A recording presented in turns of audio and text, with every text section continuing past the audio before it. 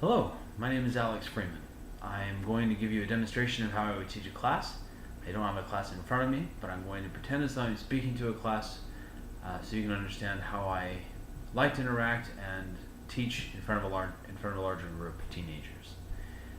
My group is a group of teenagers. They're in a math class and they've just learned some basic algebra concepts, and I'm going to teach them another concept, one that I enjoy.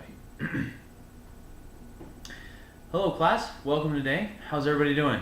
Did everybody have fun with the homework last night? Good. Well, I hope it was okay. Is there any questions about the homework last night? All right.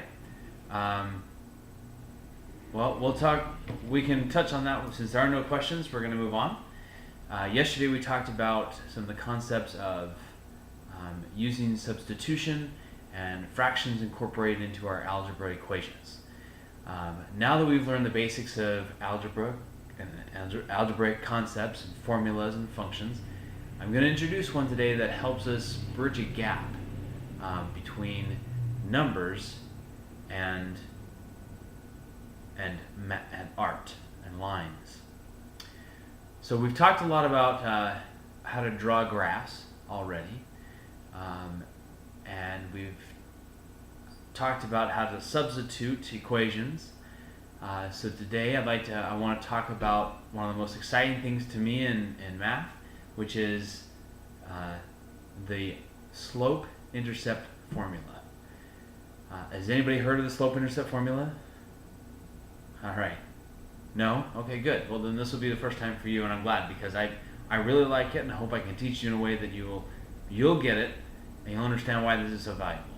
So we're just going to go over basics today, but there are implications about this beyond here that are used in animation, graphical art, and architecture. If any of you are interested in architecture, this would be something that you would go into, that you would definitely use in more dynamic ways than what I'm showing you, but we're just going to talk about basics again. Sorry, so do you have a question? No? Oh, okay. I saw your hand up. You okay? All right, good. So the slope-intercept formula is y equals mx plus b. I don't have my chalkboard with me, so I want you all to look at it here on this piece of paper.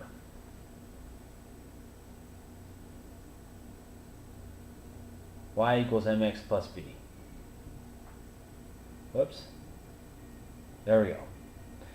So, what the y equals mx plus b is obviously an algebraic equation where y equals the y coordinate and x is the x coordinate on a graph. You can see the graph there. So on the graph, I have made marks, tick marks, where one mark equals a value of 1.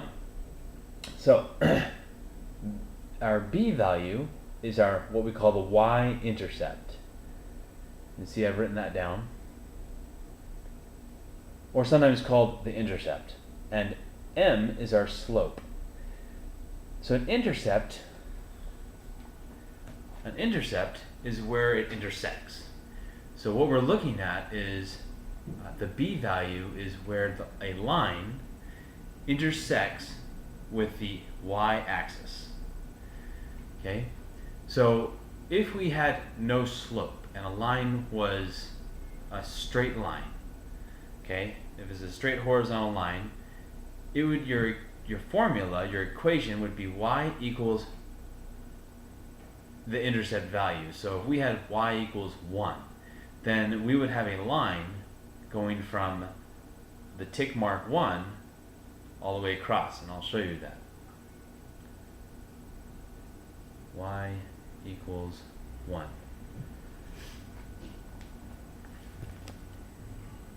And our intercept value is 1, because that's where it intersects with the y-axis. And to make sure that's clear, we're going to type this as a y-axis. And of course, as we've already learned, the other side is the x-axis. You all remember that? Good. All right.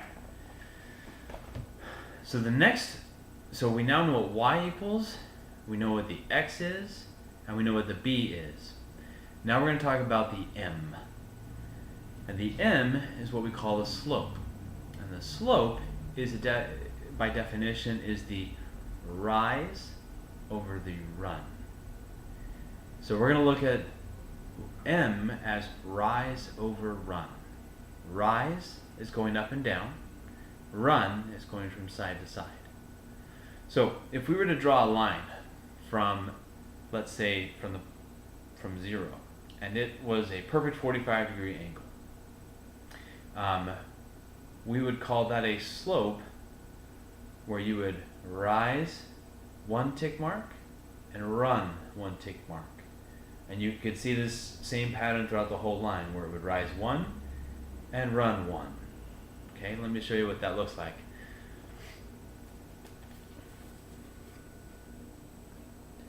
It's hard for me to see this on the screen exactly, so we'll see if we can get this right.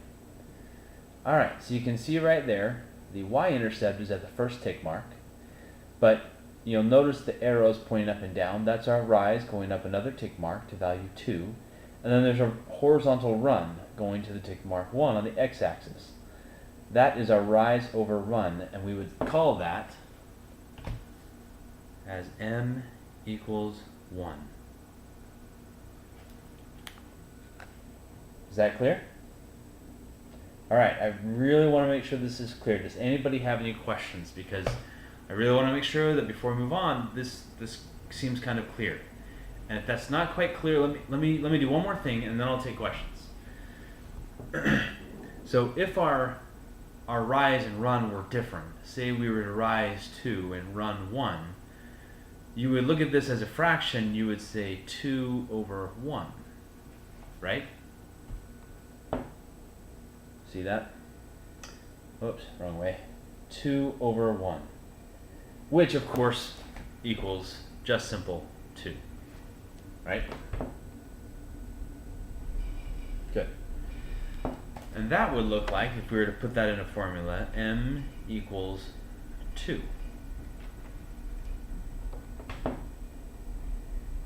M equals 2. You'll notice that we rose, whoops, where's my pen? There we go. We rose 2, and we ran 1. Okay? Alright, one more illustration of this to make sure that it's coming in clear. I'm going to draw this again, but we're going to change the slope, and I'm going to have you tell me what m equals.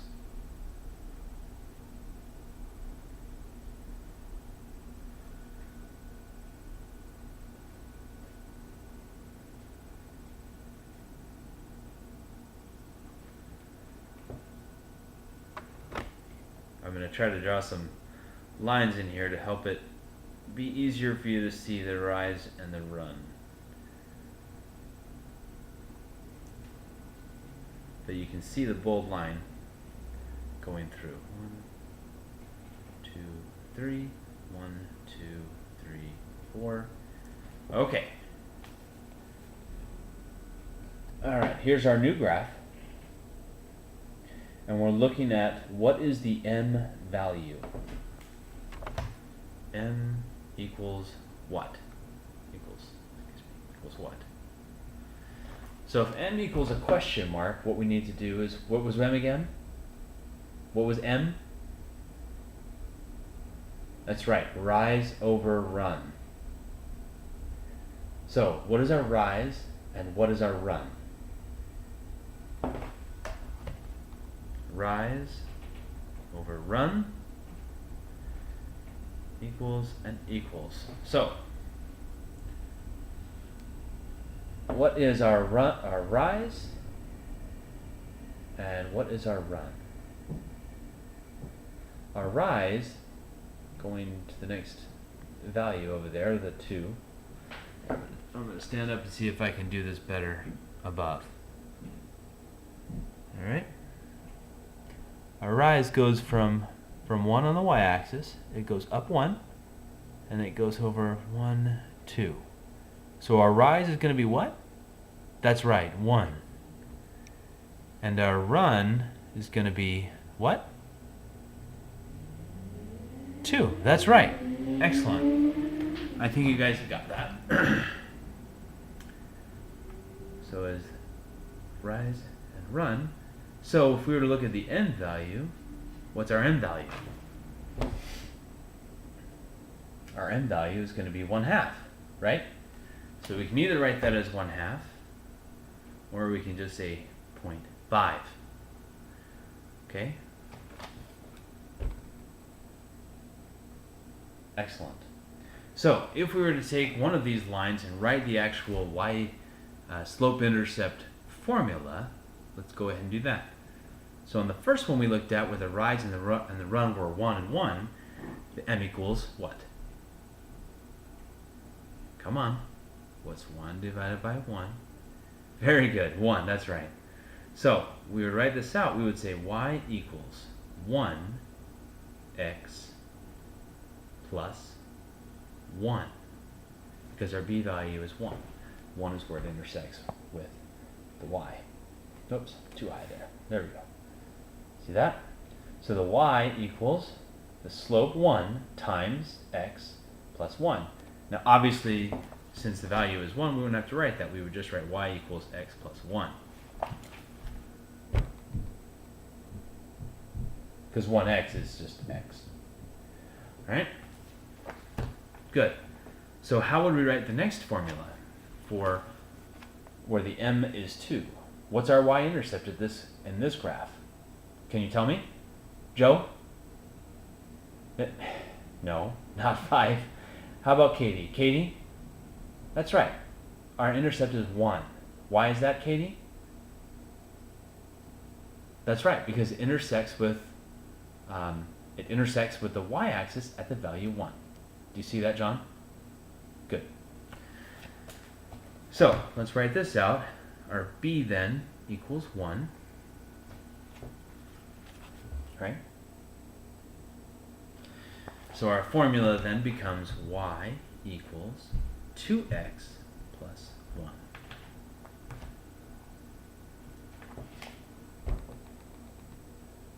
All right. Got it? All right. So what the real value I want to show here, our time is just about up, is that now we can take this the other way. If I were to give you a formula that said y equals 5x plus 2, you could take that formula and draw it into a line. And it would look like, does anybody else want to volunteer to do it? All right, Joe, thanks. 2, 3, 4, 5. 2, 3, 4, 6. I would make my dots at the intercept, and my next dot would be my rise and my run, and then I just make the line.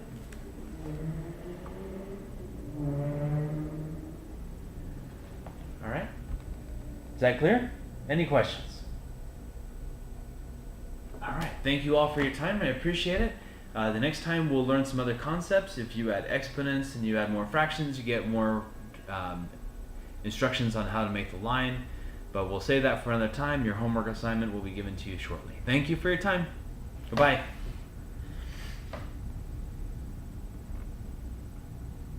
This now concludes my video presentation of teaching a topic that I'm familiar with. Thank you.